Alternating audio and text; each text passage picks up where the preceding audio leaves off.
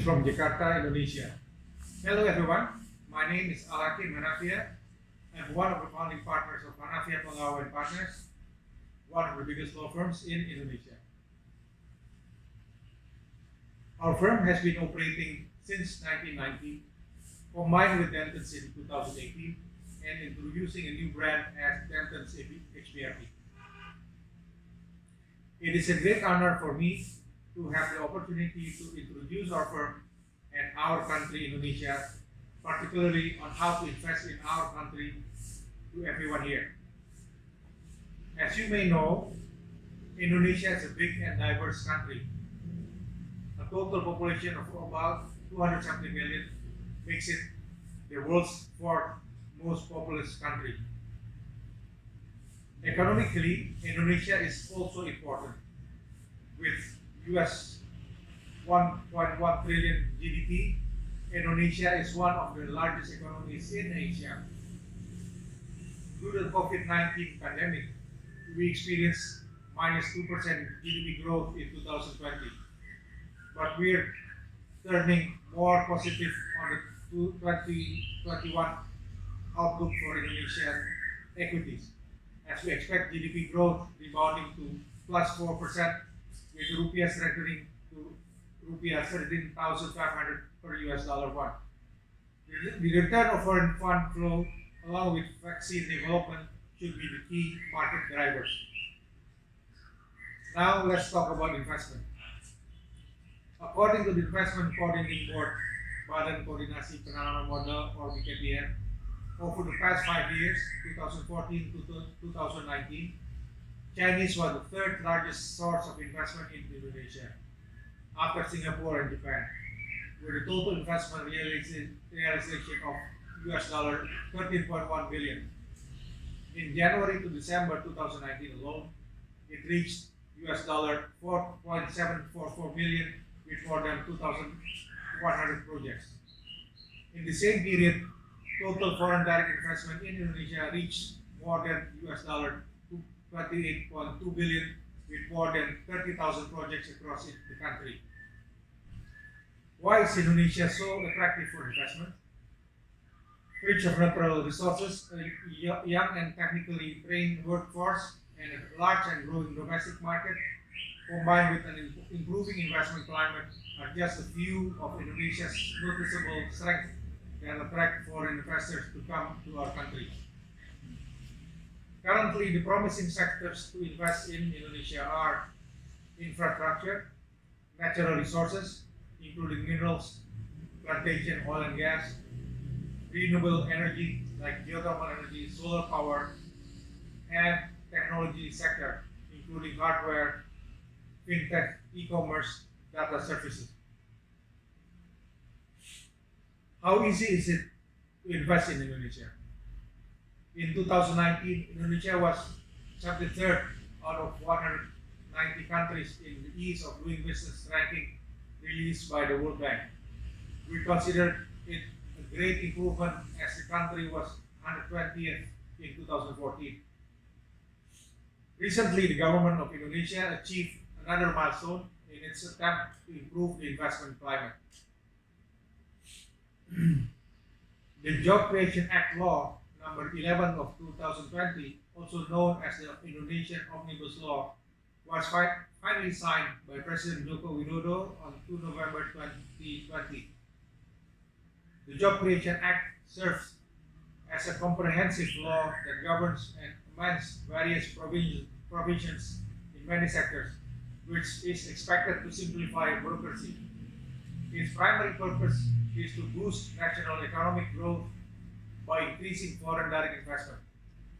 More investment coming into Indonesia will enlarge the job opportunities of Indonesian workers.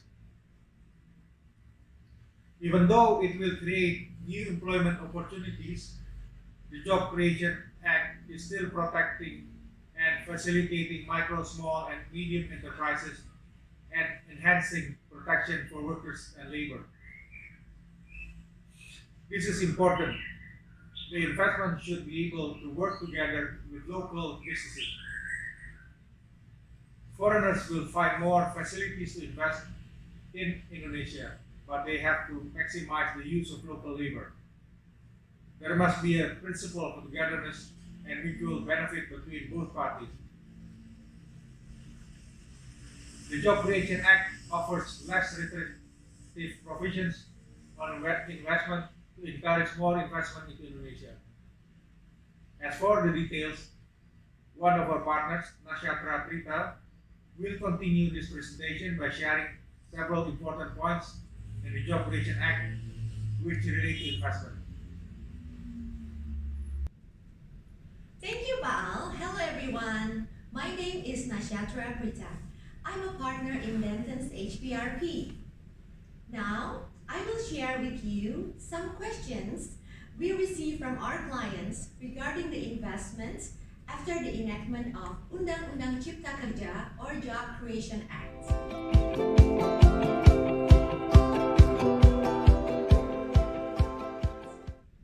The Job Creation Law is a comprehensive law that amends a number of laws across 15 business sectors and introduce new provisions outside the existing laws. The law was made by the government as a response and to resolve obstacles toward business, such as A. to reduce many different types of licenses to do business, B. long time required to process the licenses, C. complicated and difficult process of obtaining licenses, and D. inconsistencies in regulations and policies between the central and local governments and sectoral authorities. The main aim of the Job Creation Law is to improve the ease of doing business in Indonesia, resulting from overlapping regulations where there are more than 4,000 central government regulations and more than 15,000 regional government regulations. These are viewed as the main obstacles aside from obstacles toward fiscal infrastructure and labor. As the title of the law suggests, another aim of the Job Creation Law is to provide more opportunity for Indonesian workforce by attracting more investment, especially in the midst of increasingly competitive competition and the demands of economic globalization during this pandemic. However, the Job Creation Act is not conclusive, as it provides that implementing regulation must be issued no later than 3 months as from the issuance of the Job Creation Act. As the Job Creation Act was formally enacted on 2nd November 2020, we anticipate that the implementing regulation will be issued by February 2021.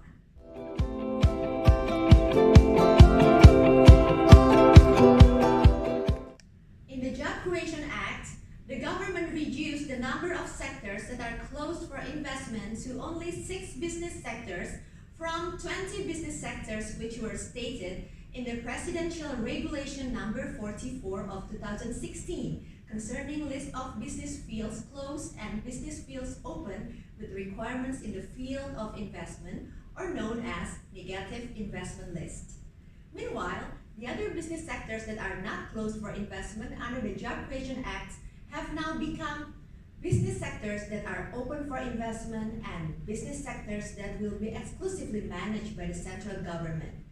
As I have mentioned before, that the Job Creation Act has also provided streamlined business licensing procedure for the investor and also special incentives for the investor in certain business sectors to guarantee the ease of doing business in Indonesia.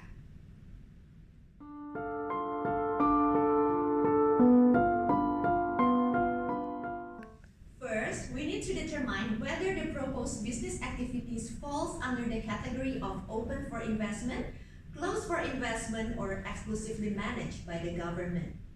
Secondly, if the proposed business is open for foreign investment, the investors will need to decide on the maximum foreign share participation allowed in the company, which may be subject to maximum percentage as currently determined by the existing negative investment list, until further implementing regulation following the Job Creation Act amend or replace such negative investment list. Third, the investors will need to determine the required licenses for the business based on risk-based approach. This is a new concept which has been introduced in the Job Creation Law. Based on this risk-based approach, the business licensing will be classified based on each business activity's potential risk level. The risk level basically shall be divided into three classifications: its high, medium, and low risk, which are determined by the potential risk to the health, safety, environment, natural resources, exploitation, the volatility risk, and or other relevant aspects in each sector. Further provisions regarding risk-based licenses will be stipulated in the government regulations. Upon determining the required license, the investor shall be determined the amount of funds required for the investment, which minimum amount is subject to the business activities. Fourth, the investors may proceed with the assessment of project location. Prior to starting a certain line of business in Indonesia, the investors must also ensure the project location is within the spatial layout plan. Under the job creation law, each regional government is required to provide a standardized spatial layout plan in the form of digital, and the central government is obliged to integrate them with the online single submission. This way, investors will obtain clear information about the suitability of their proposed location for the business prior to running their businesses. Fifth, the investors may proceed with establishing the company by executing the deed of establishment before a notary and process the required licenses for this business via online single submission system.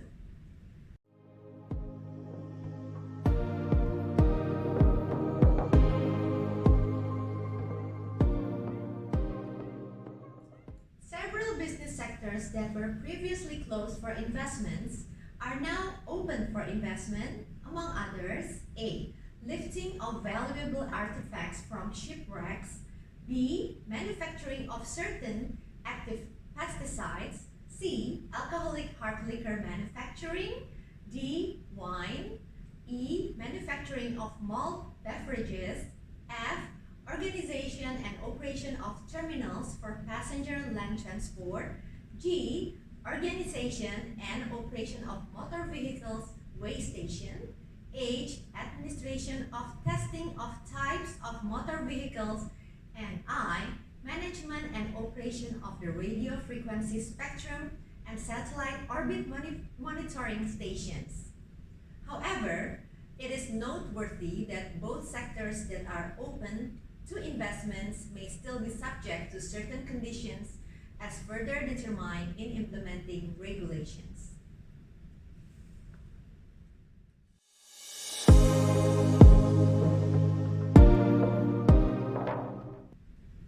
While the implementing regulations for business sectors exclusively managed by the government are still being prepared, the job creation law has provided that certain business sectors which previously closed for investment, such as main weaponry system equipment, are now open for foreign investment upon obtaining specific license from the government. Therefore, there might be an opportunity for foreign investors to invest in such business sectors by way of establishment of a cooperation with the government and or obtaining licenses from the government.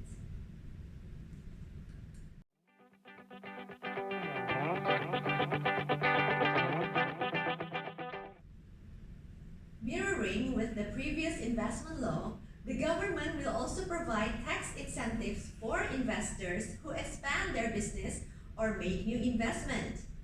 The tax incentives span across income tax, value-added tax, and sales tax on luxury goods, as well as local taxes and levies. The incentives will be granted to those who fulfill certain criteria, which who are investing, among others, in labor-intensive industries, infrastructure, pioneer industries, and carrying out technology transfer. Under the Job Creation Act, the government added tourism sector as the new addition to the criteria. Aside from incentives, the job creation also offer other aspects to improve ease of business in Indonesia, among others: first, easing immigration requirement; second, acceleration of trademark and patent registration process; third, elimination on certain licenses; and fourth, easing the establishment of company. Our government clearly keeps its attempt to improve the investment climate. and our firm is always ready to provide the best legal services for any business who intend to invest in Indonesia. Please contact me or Pak Hakim Hanafiah for further information. Thank you and have a good day, everyone.